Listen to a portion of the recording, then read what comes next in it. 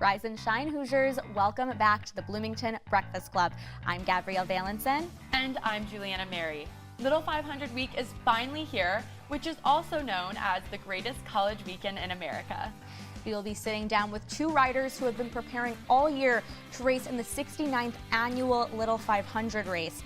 Plus, we have an exclusive interview with a man who has been calling the race for over 25 years. Stick around, this is an episode that you do not want to miss.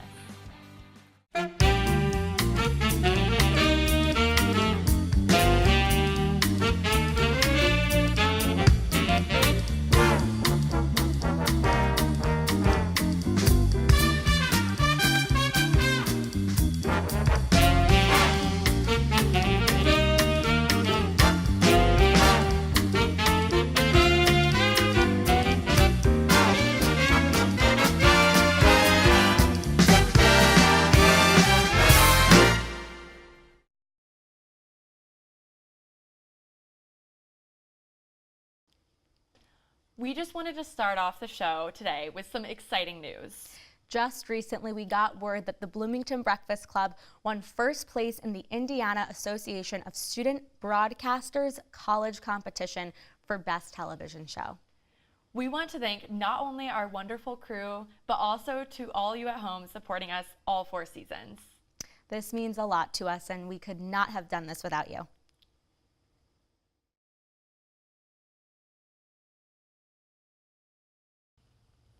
Now it's time for some unnecessary updates of the day. Gab, what is going on in the world of pop culture this week? So, this just made me laugh. Mike the Situation and Billy McFarland are reportedly hanging out in prison. So, for those of you, do you guys know, obviously Mike the Situation is Jersey Shore, of course. And then Billy McFarland is Fire Festival guy, which I don't think we ever spoke about on the show. But have you guys seen the Of Netflix? course, the documentary. Because there's Netflix and Hulu. I don't know which. I only saw the Netflix one. Me too. I only saw the Hulu one. Oh. So I kind of went the other way. And he's a very interesting character. And I don't know. I feel dug like his own Hulu grave. kind of made you feel a little bit bad for him. Oh, a little bit. I'm just I wondering, don't feel bad for that. where does the situation come into all this? What'd you say? Where does the situation, Mike the Situation? Where does it come in? I thought you were talking about this. Like, where does the situation? No. Where does Mike the Situation? So basically, Mike, he's in prison, I think for tax fraud. Awesome. And anyway, they're in Otisville, which is supposedly one of the nicer prisons, if that's even a thing. They call it like one of the cushiest prisons. Like a Martha Stewart prison. Exactly. Okay. She didn't stay there, but it was a nice prison like that. Got you. Anyway. So And they're just reportedly hanging out, which honestly I can see that friendship. Oh, I can totally see it, and I bet it's the most entertaining thing. And you know what? Are they gonna like get out and like be friends? something Be big? friends On the and, like, outside in the world. and like start maybe like plan a music festival Because they both have that like together. they both have that reality TV like mindset kind of. and they're both ridiculous. And they both had bad press and all of that, and you know what? They're bonding over it, and I'm happy for them. Bros supporting bros. There we go. What do you? Sure. So, in have other those news, tools. Kate McKinnon is set to play Elizabeth Holmes in the Hulu new series, The Dropout, which is all about the Silicon Valley scandal and her company that was fraudulent, and she had all these investors. Yeah, What do you think, okay, I love Kate McKinnon, and I think that I've only seen her do funny roles. Right. So to be able to see her do some serious, I mean, I'm sure this is going to be serious. Oh, yes, very. Right. I'm so excited to see this. Yeah, because it's a very interesting everyone topic. heard about the fraud, but I feel like there are a lot of things that people still don't know about it. Yeah. Right. And I I was unaware about the whole scandal until the actual trailer for the series came out. So it'll be interesting to see her take on the whole thing. Right. Especially because it is, as you said, she's only done comedy before. So I wonder how this will communicate to the audience. Right. I wonder how they're going to frame it, because since it's called The Dropout, I wonder if they're going to be focusing on how she dropped out of Stanford and started this and kind of taking it from that perspective, because when all this happened, she was only 19. Right. Right. So, Well, I mean, she was young. she was young, but it's fraud. That's what I believe. But yeah, so it will be interesting to see the series. Jonas Brothers say they are definitely touring this year, even though they cannot confirm any official details yet.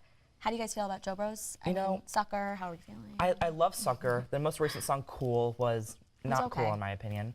But It wasn't that cool, you're right. you know, I think Nick and Joe are extremely attractive. Yes. But then there's the third. I think Kevin is.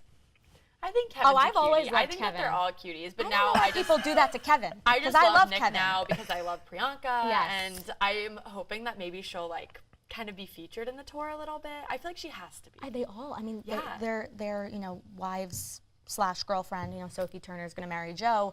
They were all in the Sucker music video, which I love. Yeah.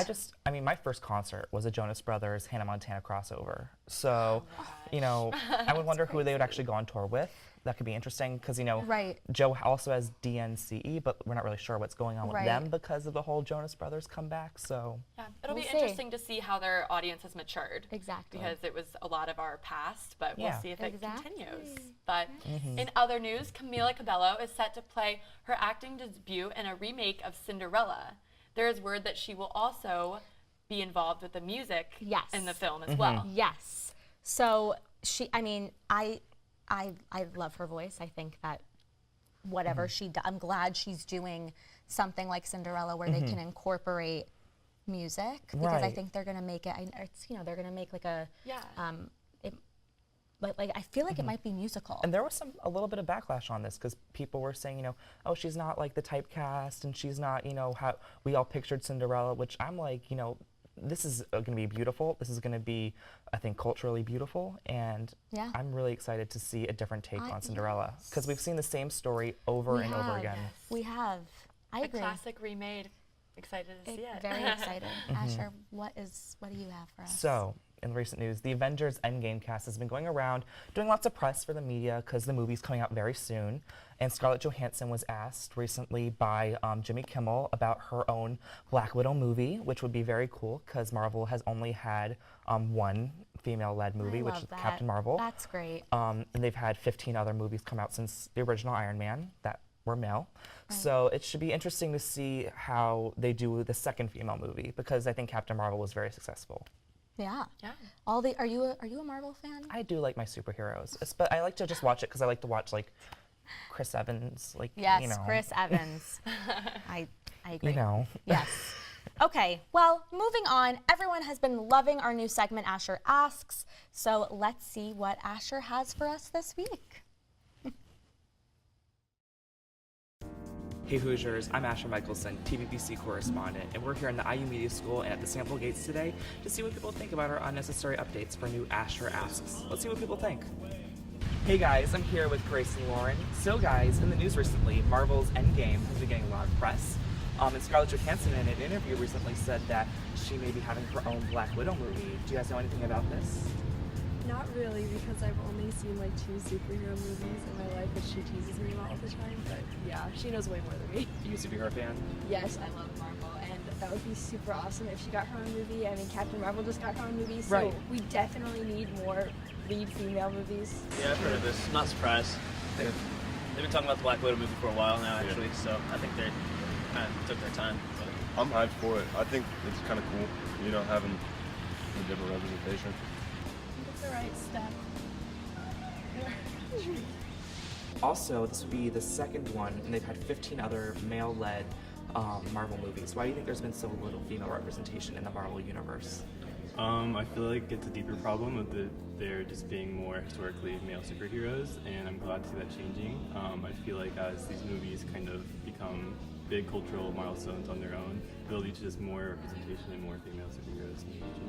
Yeah, I think it's more because for a long time, it's a lot of superhero movies that tend to objectify both men and women. Right. And so I can see how there is probably an inhibition for women to get into these roles just because you don't know how they might be objectified.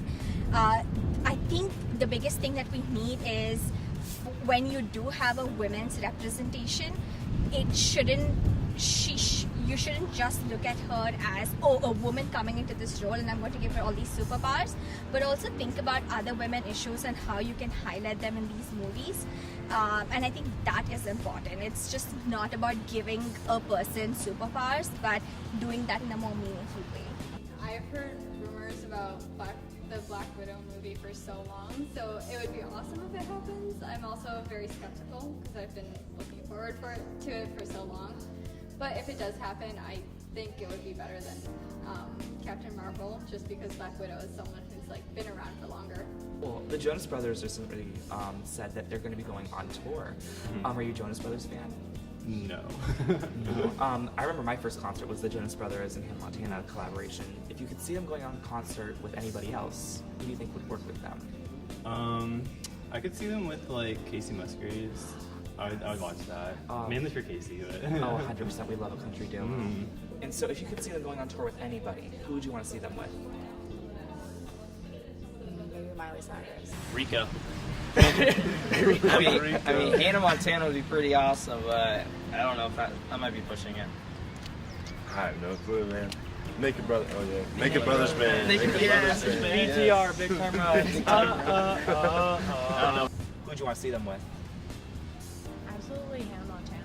Hannah Montana. Let's go. That would be sick. Do you think Hannah Montana would come back out for a Jonas Brothers tour? Oh, she'd have to. She does not have a choice. I saw she whipped out the Hannah Montana wig on Twitter like a couple of weeks ago, so if we could do like a Hannah Montana, like Jonas Brothers tour again, like if Miley could like put back on the wig, that would be amazing. Definitely, because I saw them with Miley and Hannah Montana, I guess, when I was younger, so to bring that back would be amazing. Yeah. I didn't even know they were still brothers. I thought they like broke off. Oh yeah, they did break up. But they are still brothers. But they're related. They're related? TVBC correspondent Asher Michelson here, signing out. We had to see what a lot of people thought today. Some people are excited for the Black Widow movie. People want the Mikey situation to stay in jail. And Jonas Brothers and Hannah Montana should go back on tour together. Thanks for joining us today, and see you next time. On behalf of everyone here at IUSTV, we would like to congratulate Michael Tilka, Austin Matricardi, Murphy Wheeler, and Austin Girardelli for being selected as finalists for the Society of Professional Journalists Indiana Best in Indiana Journalism Contest. These awards honor the best in student journalism.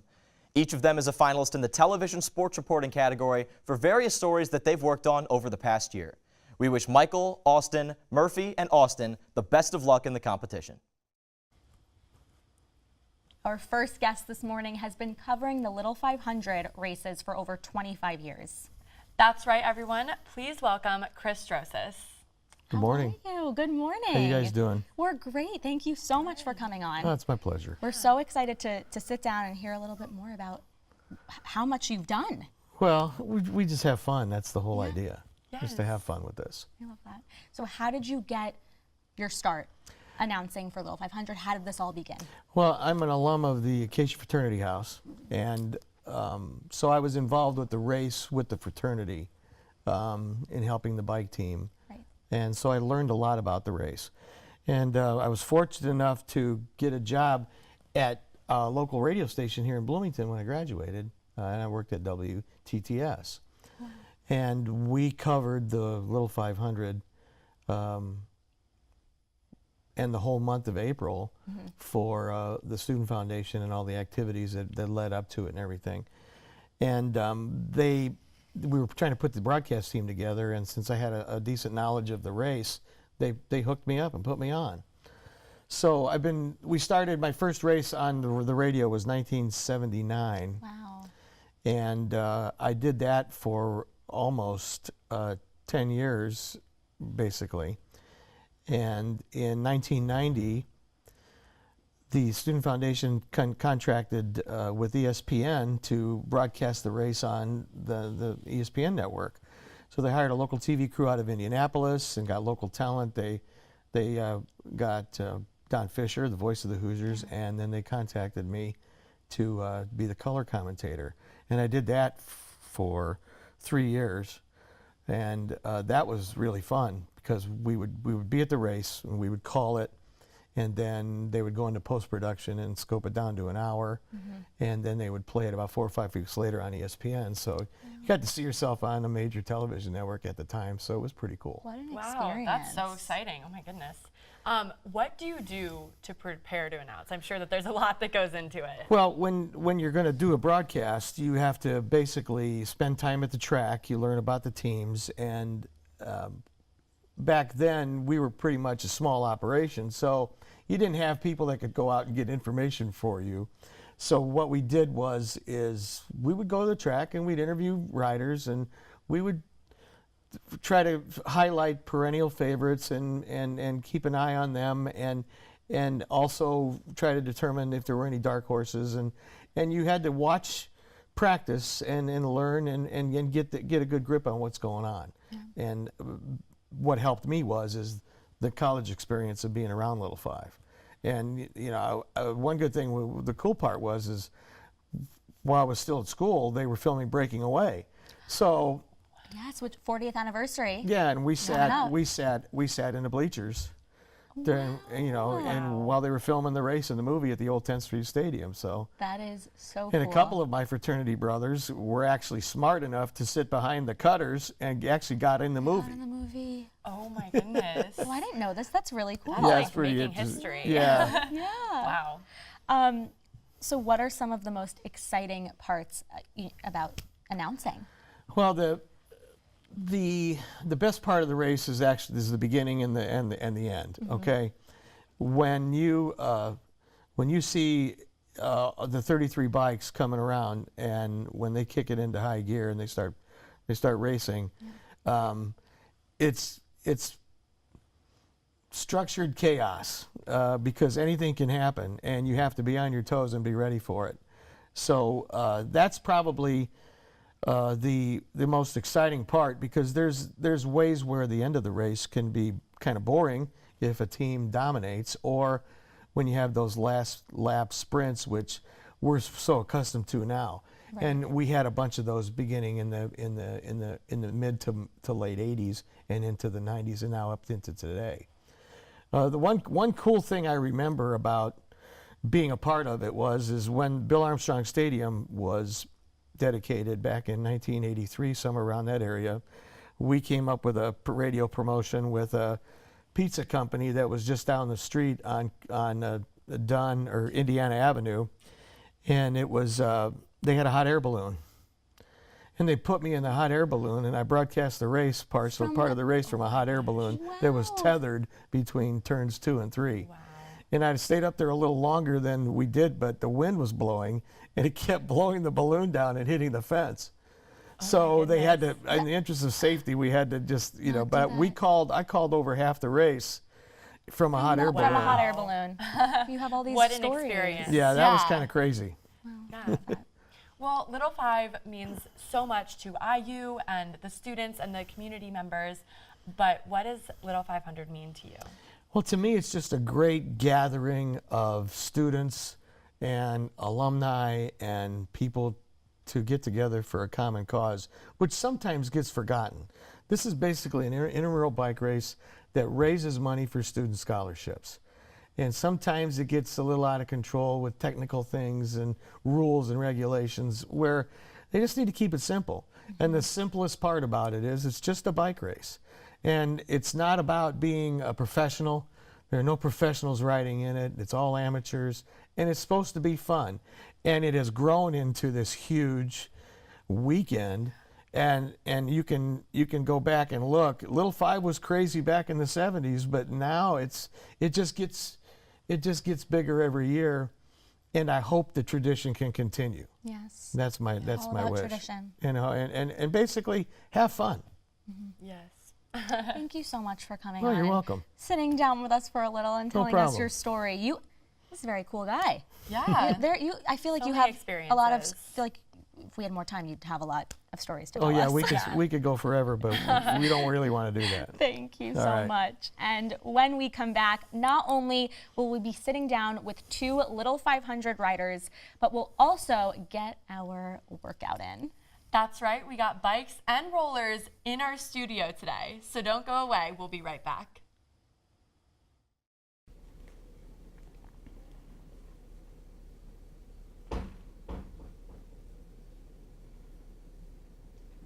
Hi, I'm Tucker Scanlon, host of Not Too Late, the late-night show that lost all its savings by investing in beehives. If you want to join our live audience every Friday, check out our Twitter for more information. See you there. In honor of the greatest college weekend in America, we have 2 Little 500 riders with us in our studio this morning. That's right, everyone. Please welcome Brady Hoffman and Adam Kelty, who are riding for Pilam Cycling in the race. Hi, guys. How are you doing? Good morning. Good morning. Thanks for having us. Of course, we're so happy to have you on. We have some questions about the race, how you got involved. So how many years have you been racing? This will be my 3rd year racing and then 5th year riding overall. Oh, wow. And this will be my 2nd year racing and also my 2nd year riding. Wow. Okay. And then what made you, decide to get involved? Yeah, so actually I started cycling probably my senior year of high school and actually lost my brother to the sport. So then that's what I kind of got me into cycling itself. And then coming to IU is almost a natural progression to go right into Little 500. Right. Wow. And what about you? I've always just, been riding a bike, and when I came here to IU, I was riding my bike to class every day, and I saw the race in 2017, saw Adam ride, and realized, it was for me. I had nothing on my schedule, so I figured I should join the bike team and do something with my, remaining 2 years here at campus, so decided to join the team. That is so awesome. What do you think the hardest part about training for the race is? Probably staying dedicated through the fall and winter, because it'll come down to December and you'll have to be continually riding indoors, and after a while that just gets pretty old, riding on rollers every day. Yeah, I would just say the consistency of training. You can't take more than a day or 2 off, because once you get right back on, your legs are sore again. So just having that mind-numbing pain and consistency of getting on the bike every day and getting through the workout takes a lot of mental endurance as well as physical endurance. I'm sure. I mean, the training looks insane. Especially in the winter. Yeah. What would you say you've learned from this experience of doing Little 500? I think I found just a lifestyle decision to ride a bike. Even outside of training, I still enjoy riding my bike to class, and anytime we're not on a bike training, I find myself just on a bike cruising around campus. It's unlike anything else, just being on a bike and getting the wind in your hair and just being out with the guys. It's a good time. It's a bond for sure. On top of that, almost like balance, because riding takes so long to get a good workout in some days. Like some days you'll be out there for 2-3 hours, 4 hours maybe, and on top of doing classwork and extracurriculars, it's hard to find the time to do it all. And it just kind of teaches you to do that. To balance all your time. Balance all of it. Make it kind of more of a lifestyle than just a sport. But how do you think that Little 500 brings IU and the rest of the Bloomington community together? Within the rider community itself, it almost kind of shrinks down IU, because you come here, it's what, 40, 50,000 undergrad students, and it just seems like it's a small city in a sense. And it allows you kind of to make friends, and some of the closest friends I've made here are through biking. And on top of that, it kind of gives a lot of different IU communities like kind of a rallying point and a connection to build off of. I think it makes, IU a bike school, and the fact that, cycling in mainstream media isn't a huge sport. We're not watching it on TV. We don't support teams, but for one day in April, for 2 days in April, everyone pretends that they support a bike team really hard, and just the spectacle of the event and seeing everyone out there to watch, 33 teams ride a bike. It's pretty crazy how we all come together just to support it. Yeah. Yeah, definitely brings a lot more attention to cycling than it usually gets. For sure. Okay, so as you can see, we're somewhat ready to go. We got our workout clothes on. Definitely not as prepared as you both, but let's go see if we can ride a bike. Absolutely. I know it's a little different with the rollers and all of that, so let's see. Stay tuned.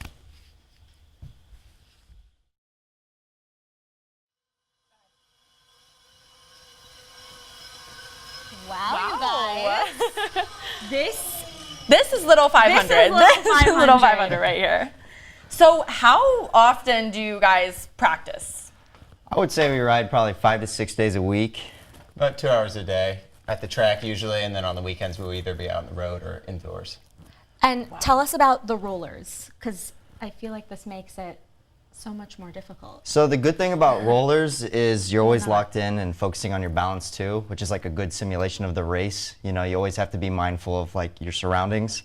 So just even when you're exhausted, dead tired on the rollers, still focusing on your balance is good practice for the race. Because you stop focusing, all of a sudden you're falling off and on the ground. Right. That's a bit embarrassing. Yeah. Right. Yeah. And everyone's so close together, you really have to hold your line and stay balanced and everything. So. Yeah, it teaches you kind of how to stay in your line and keep your balance. And Yeah. works on the core too. Yeah. That's total body workout. Yeah. For well, sure. I'm sure it is not as easy as it looks.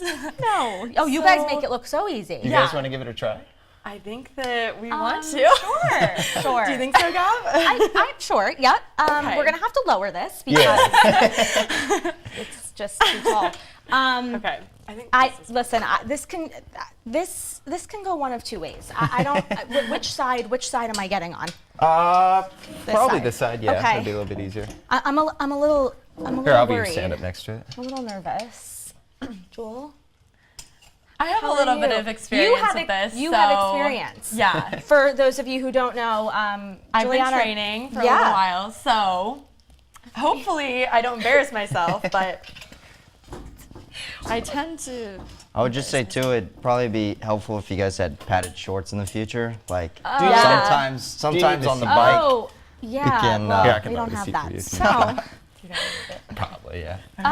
We're gonna lower this Okay. even. Yeah. So how? Here, I'll have you stand up right next to Okay. it. Yep. Oh yeah, that's gonna need to be. It's like have you done Soul Cycle? Have you guys done Soul Cycle? No. Cycle, No, I've not. Cycle bar. They measure your. They have to get your measurements. They have to make the bike. And then, you but know. that time you clip in, which is much more clip treacherous. Oh yeah. Much more treacherous. I Because think- then if you're falling off, you're like attached You're going to with the bike. Yeah. Yeah. Every road cyclist has fallen at least once in clips. Oh yeah. It's usually a first or second time. I think the best thing you can do is just throw yourself in the deep end and trust yourself. Make your body wiggle. If you're holding onto the chair, your body will never learn how to balance itself. Another thing, a trick we usually use is you look about like 4 or 5 feet in front of you, just at a spot on the ground. Okay. It's kind of Jules the is like classic, yeah. ready to go. I wouldn't say I'm ready to go. Jules, did you just like put? Yeah, so you put it up on there. Oh God. I'm not gonna hold it. Scary. Yeah, can you hold it for me, please? Yeah. She's a pro. Okay, she knows well, what she's doing. Honestly, I should not speak even too try. soon. Do I step on? No, no, so you just so step on that right there. So you want to get one leg over first. Okay. Wait. I can help you. You Okay. can, Okay. I think you should be holding onto the chair. Yeah, with that this? hand. Yeah. Oh my God, guys, I'm worried. And then get that There you go. ballerina plie over the seat. You know. Yeah. Okay. Okay, don't let go yet. No, Adam, you're don't let good. go. Oh my God. How are you? The men's Okay, bikes so then are I a just. little You different start than the pedaling, women's kinda, yeah. Yeah, it's easier. on, It's Adam, easier pedal. once you start pedaling. You Come know. on. It's like riding a bike, literally. No, it's really alright. Oh God. It's not letting me pedal. Oh, you have to push. Yeah. with Yeah, the- push it forward, yeah. These have coaster brakes on. Yeah, there you go. Okay, There you okay, go. okay. I'm doing Gabby's it. learning to ride a bike, everyone. Guys, I'm.